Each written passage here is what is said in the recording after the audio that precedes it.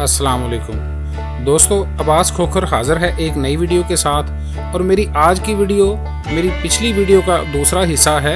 ये पार्ट 2 है, जिसमें पिछले हिस्से में हमने आपको दिखाया था कि ये कश्मीर मुज़फ़्फ़राबाद के पास एक बुलंदोबाला चोटी, जिसे पीर चनासी का पहाड़ कहा जाता है, जो सर्दियों में जनवरी फरवरी तक तो बहुत ज़्यादा यहाँ बर्फ़ होती है इस तरह हर तरफ, और चोटी तक जाना गाड़ी के ज़रिए तो तकरीबन नामुमकिन होता है, मगर पैदल जाया जा सकता है अगर हिम्मत हो। तो मार्च के महीने में फिर आपको इस तरह की बिल्कुल साफ़ सुथरी सड़क मिलती है और बिल्कुल खुली सड़क है।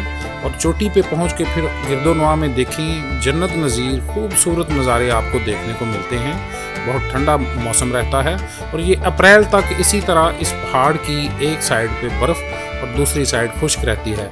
तो मैं आपको यहाँ दिखाता हूँ कि ये देखें, ये तकरीबन अप्रैल के स्टार्ट की वीडियो है और इस वक्त यहाँ बिल्कुल थोड़ी थोड़ी ताज़ा बर्फ़ पड़ी हुई है, जो अभी हमारे चोटी पे आने से थोड़ी देर पहले बर्फ़बारी हुई।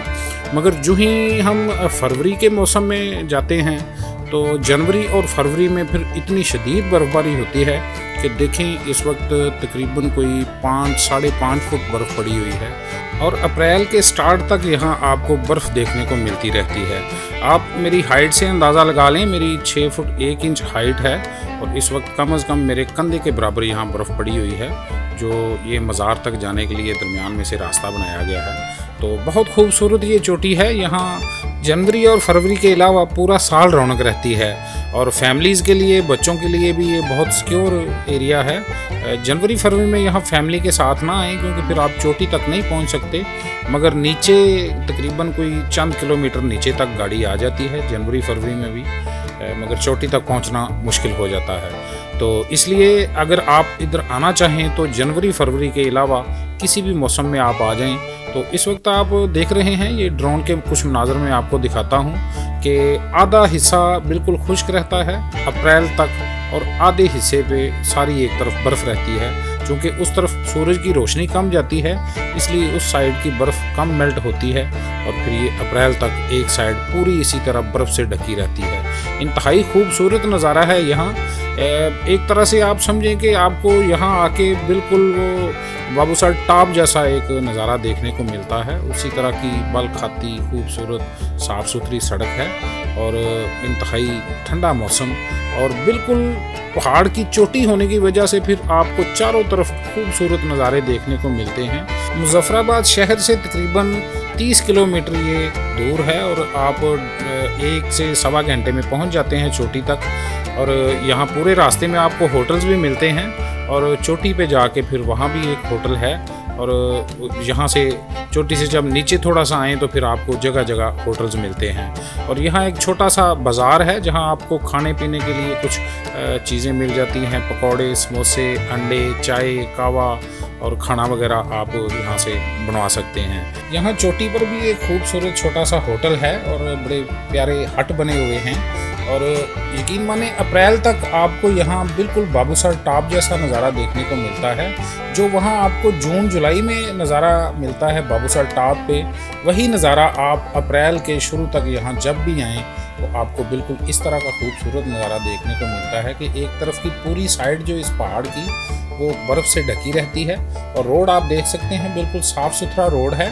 और मैं बताता चलूँ कि यहाँ 660 सीसी आल्टो छोटी कार भी आसानी से पहुँच जाती है, बशर्ते ये कि कार की फिटिंग पूरी होनी चाहिए।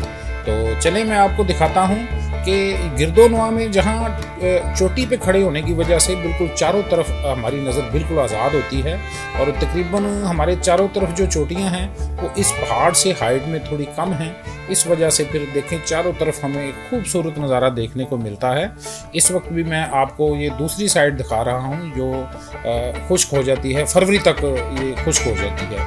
फरवरी से पहले इस साइड पे भी सारी बर्फ़ रहती है और बड़ा साफ़ सुथरा और खुला रोड है।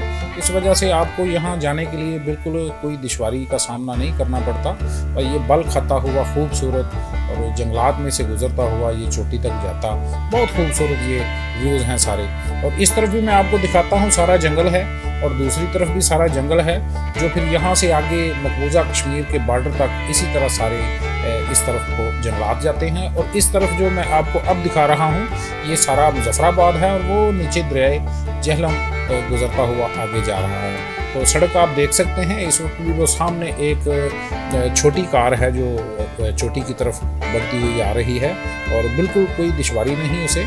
रास्ते में कुछ जगह ऐसी हैं जहां चढ़ाई बहुत ज़्यादा होने की वजह से फिर बहुत स्लो सफ़र हो जाता है, मगर छोटी से छोटी कार भी अगर उसकी फ़िटनेस पूरी है तो फिर आपको किसी तरह की कोई दुश्वारी नहीं होती।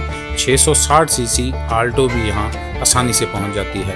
तो दोस्तों मैं आपको बताता चलूँ कि कुछ अरसा पहले तक यहाँ इंडियन टाइगर भी पाया जाता था और हिमालयन रीछ भी, और वक्त गुजरने के साथ साथ जैसे जैसे इंसानों की मुदाखलत इस एरिए में ज़्यादा हुई तो फिर जानवर दूर आगे जंगलात की तरफ चले गए। तो देखें मैं आपको चारों तरफ के खूबसूरत नज़ारे दिखाता हूँ। जब आप फरवरी में यहाँ पहुँचें तो फिर आपको कुछ इस तरह के नज़ारे देखने को मिलते हैं कि चारों तरफ बुलंदो बाला चोटियाँ जो कि बर्फ़ से ढकी हुई बिल्कुल सफ़ेद चादर ओढ़े हुए इंतहाई खूबसूरत नज़ारा पेश करती हैं, और हर मौसम का यहाँ एक अलग नज़ारा है। ये भी फरवरी का एक मौसम का रिकॉर्डिंग है। ये सामने मेरी जीप खड़ी हुई है, और यहाँ बड़ी मुश्किल हम फरवरी में पहुँचे थे, उस साल शायद कुछ बर्फ़ कम पड़ी थी, मगर उसके बावजूद भी यहाँ कम से कम कोई 4-4 फुट बर्फ़ तब भी थी। तो इधर मैं आपको दिखाता हूँ पीछे पहाड़ों पे ज़रा गौर करें कि कैसा खूबसूरत नज़ारा है। यकीन माने इस तरह किसी पहाड़ के बिल्कुल टॉप पे खड़े होके फिर चारों तरफ का जो व्यूज़ हैं वो इंतहाई दिलकश नज़ारा पेश करते हैं। और पीछे देखें चारों तरफ जो दुकानें हैं, जो बाज़ार है इस वक्त सारा बर्फ़ के नीचे ढका हुआ है। चूँकि यहाँ रश बहुत ज़्यादा नहीं होता, रौनक रहती है, मगर बहुत ज़्यादा रश ना होने की वजह से फिर मैं अपनी फैमिली के साथ भी जब स्नो फॉलिंग एंजॉय करने के लिए निकलता हूँ तो फिर मैं इधर आ जाता हूँ। मरी को बाहर से ही गुजर के सीधा इधर निकल आते हैं, क्योंकि मरी में बहुत ज़्यादा रश होता है। तो देखें यहाँ आके फिर इसका ग़ुरूब आफ्ताब का भी एक अलग ही नज़ारा है, और मेरे बच्चे तो यहाँ बहुत ज़्यादा एंजॉय करते हैं। फिर हम घर से ही टिक्के वगैरह मसाले लगा के गाड़ी में रख लेते हैं, और यहाँ पहुँच के फिर बर्फ़ में से पत्थर ढूंढ के हम अंगीठी बनाते हैं, और उसके ऊपर फिर ये बारबेक्यू करने का एक अपना ही मज़ा है। तो बर्फ़ के ऊपर आपको पता है ऐसी चीज़ें फिर ज़्यादा एंजॉयमेंट का सबब बनती हैं, और मेरे बच्चे भी यहाँ बहुत ज़्यादा एंजॉय करते हैं। ये नन्हे मुन्ने बच्चे, इनको देख देख के फिर खुशी महसूस होती है। अल्लाह ताला हर किसी को तौफीक दे। और देखें ये मेरे नन्हे नन्हे बच्चे एक दूसरे को बर्फ़ मार के एंजॉय कर रहे हैं। मैं अक्सर अपनी फैमिली के साथ इस जगह को ही प्रेफर करता हूँ जब स्नो फॉलिंग में यहाँ ना हो। तो उसके अलावा मैं बताता चलूँ कि जून के महीने में भी यहाँ बहुत ज़्यादा ठंड होती है। रात के वक्त टेम्परेचर तकरीबन माइनस में चला जाता है, और यहाँ आपको ज़ायरीन भी देखने को मिलते हैं, और सयाह भी दूर दूर से यहाँ एंजॉय करने के लिए आते हैं, और ज़ायरीन भी यहाँ आते हैं क्योंकि यहाँ एक मज़ार है। सैयद शाह हुसैन बुखारी साहब का मज़ार है जहाँ दूर दूर से ज़ायरीन भी आते हैं।